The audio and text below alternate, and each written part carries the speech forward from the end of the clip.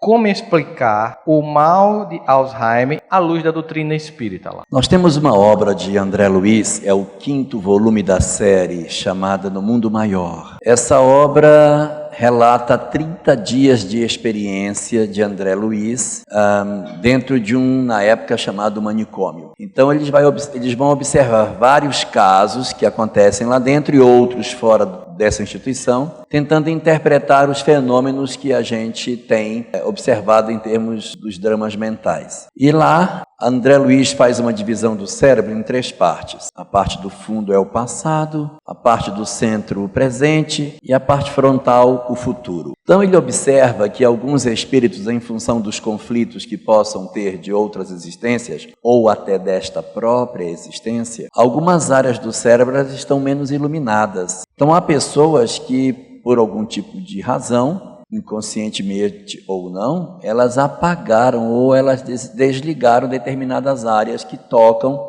ao passado, ao presente, ao futuro. Então há um caso em que ele relata a história de um homem sentado numa cadeira, o senhor já idoso, sentado numa cadeira, olhando para frente fixamente, completamente alienado do que se passa em seu derredor. Aí ele vai fazer a investigação do cérebro e percebe que somente a parte última, a do passado, é que está ligada. O presente e o futuro estão muito fracamente iluminados. Por quê? Porque o espírito, por algumas razões, fez uma desconexão da sua própria vida em função de sua história, que pode estar relacionada com a atual existência ou com o próprio passado. Então, voltando à pergunta colocada, a questão do Alzheimer, que significa, de certa maneira, essa conexão, desconexão presente e futuro dentro do psiquismo humano, tem a ver com os reflexos que o espírito tem. Então, nessa cena específica, o mentor pede para que André Luiz observe. O homem está numa situação quase catatônica, ou seja, imóvel, na sala, olhando, aí assim, quem olha de fora, observa ele absolutamente inerte. Agora investiguemos a mente. Quando eles investigam a mente,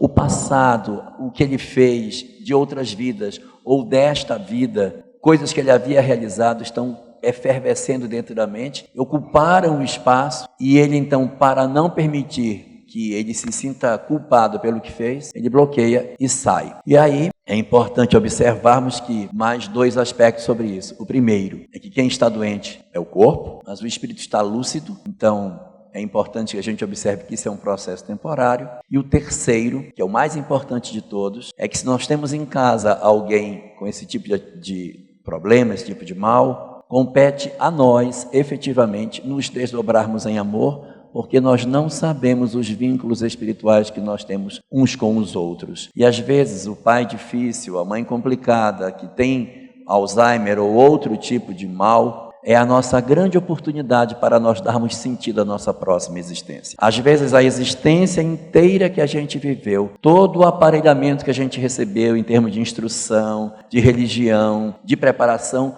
foi para viver essa experiência, que pode ser o nó que nos prende na cadeira. Então, a hora que eu me libertar disso, eu vou progredir significativamente. Muitos de nós já avançamos em várias áreas, mas na área do sentimento, ainda há um pequeno problema para ser resolvido. E o que Deus faz? Nos reúne em família e coloca este companheiro dentro de casa. Muitas vezes, nós não temos a condição financeira até de sair fora. Somos a filha que não casou e ficamos com os pais que depois adoecem. É a nossa chance, é a nossa oportunidade. Agora é a gente se dedicar, se transformar e aproveitar as oportunidades que a vida dá para que a gente possa usufruir o melhor. Males espirituais? Sim, mas para nós, grandes soluções morais, se soubermos aproveitar.